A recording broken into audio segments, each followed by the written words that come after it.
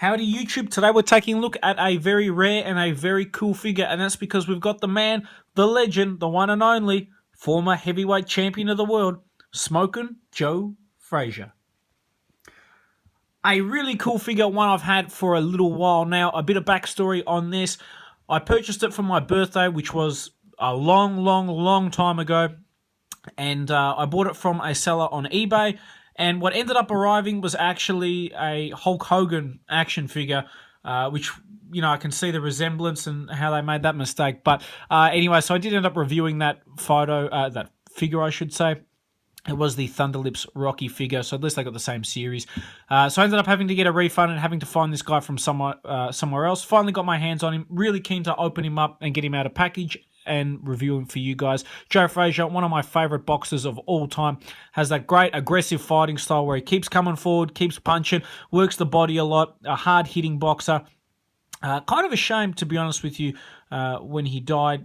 It didn't really get anywhere near as much publicity as someone like Ali, which I do understand. Ali, definitely in terms of pop culture, was a much more iconic character. But as a boxer, I think Joe Frazier was one of the best. And a little bit like, I guess, from if we were to do a wrestling analogy, say Hulk Hogan and Macho Man Randy Savage, really iconic.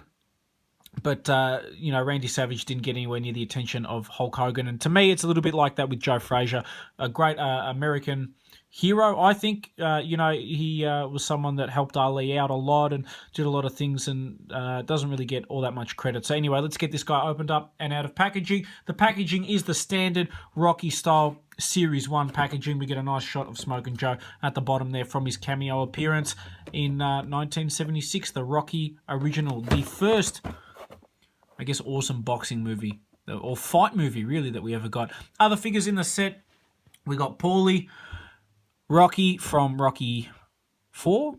We've got Rocky from Rocky 3, and then we've got Rocky training. Jakks always did a great job with the face sculpt on these figures. We see Joe Frazier as the exclusive one. The Clubber Lang Mr. T, that is a sick-looking figure. I'd love to get my hands on that. We also have his appearance there. I'm just noticing the order of these is not specific to the characters. And then we've got the ring announcer as well. I don't see too many people buying that one, but it is what it is. The read-up on the back for Joe Frazier says, an Olympic gold medalist and two-time heavyweight champion of the world who successfully defended his title 6 times. What a gun. Joe Frazier is one of the City of Brotherly Love's greatest legends. Philadelphia born and trained, he makes a hometown appearance for the bicentennial bout between Rocky Balboa and Apollo Creed. That is one boxer that I really liked as well, even though obviously it's not real. But Apollo Creed was fantastic in the Rocky movies. Was really devastated as a kid watching him get killed off in Rocky 4. With that, let's get Joe Frazier opened up. So there is an old saying, and that saying is never meet your heroes. Why? Because a lot of times when you meet them, you are a little bit disappointed, and unfortunately, that is the case with this figure. The main reason for that is he is really sticky. I don't know if you can see that or not, but whatever they use to paint him or whatever has not dried, or it looks like someone has literally just poured glue over him. Hopefully you can hear the stickiness. Yeah, that's a real shame. The whole figure is really sticky. It feels really horrible to touch, if I'm honest with you. That's kind of a real shame. I'll bring it forward so you guys can take a look at the face. Jakks always did a good job with their face scans. Hopefully you can see that. Nice and happy, smiling Joe Frazier. One thing that is interesting, check out his son, Marvin Frazier.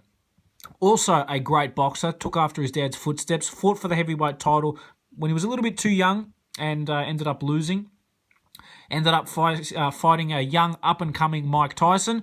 And I'm a big UFC fan as well. If you watch the Mike Tyson and Marvin Frazier fight, that is probably the most brutal knockout I have ever seen. And after that fight, Frazier decided to become a preacher. So I guess that shows how bad his experience with Tyson was. And obviously we know what happened to Tyson. Someone who has a similar fight style to Joe Frazier. Very aggressive, comes forward, dips down, and has those big left hands.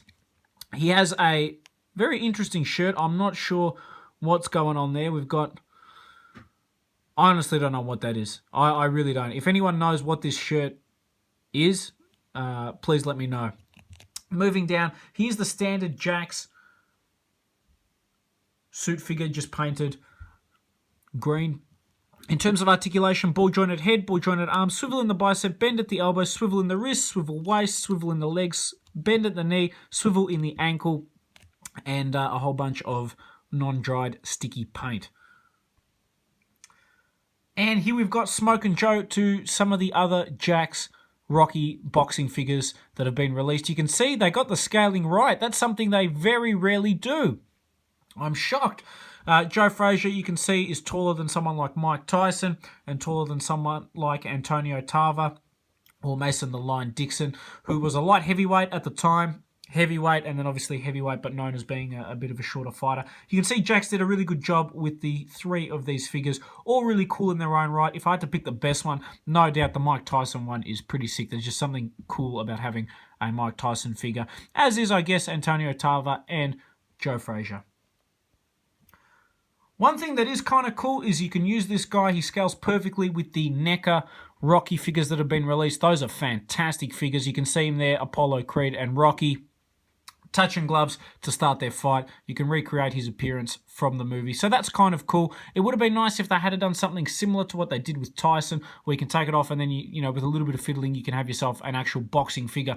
That would be fantastic. I guess you can still do that by taking this guy's head off and putting it on another body. There's no reason you can't do that. But still, it would have been nice if they had given us that option, a bit like they did with Tyson. Hopefully you've enjoyed this review on one of the greatest boxers of all time and a really rare figure, and that is Smokin' Joe Frazier.